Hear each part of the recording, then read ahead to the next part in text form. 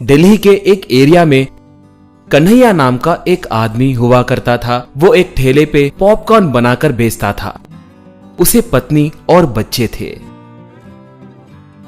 आओ माँ आओ, आओ भाई आओ, बच्चे आओ, गर्मा गर्म ताजा ताजा पॉपकॉर्न, आइए भाई आइए। बहुत मेहनत करने के बावजूद भी कन्हैया को ज्यादा पैसे नहीं मिलते थे, क्योंकि उसके ठेले के अगल बगल में और भी फूड स्टॉल्स थे। वक्त गुजरते गुजरते आमदनी भी कम होते जा रही थी।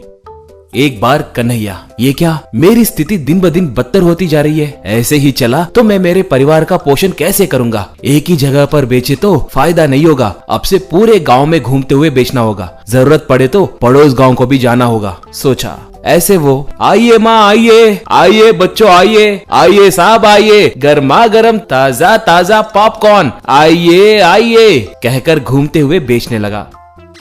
शाम हुआ, पैसे ज्यादा नहीं मिले। तब वो, ये क्या, ऐसे हुआ, कल पड़ोस गांव को जाऊंगा, कम से कम वहां पर तो भी खरीदेंगे कि नहीं, देखता हूं, सोचा।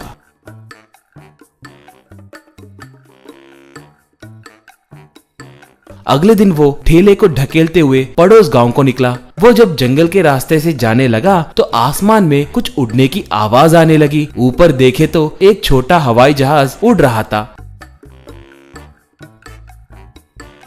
इतने में उसमें कुछ गड़बड़ होकर उसके अंदर से धुआं आने लगा। देखते देखते ही वो जहाज सीधे आकर उसके ठेले पे गिरा।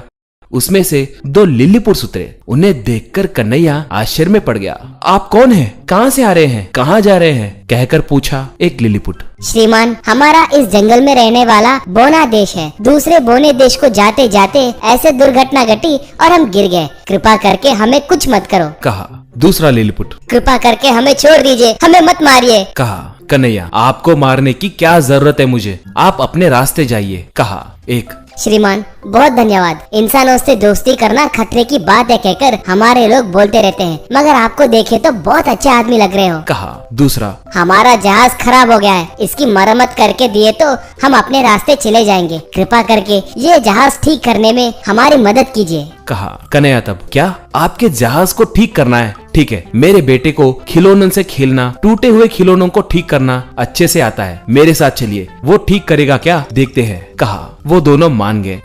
ऐसे कन्हैया उन्हें ठेले पे रखकर ठेला ढकेलते हुए घर को आया। घर में पत्नी और बच्चों को उनसे परिचय करवाया।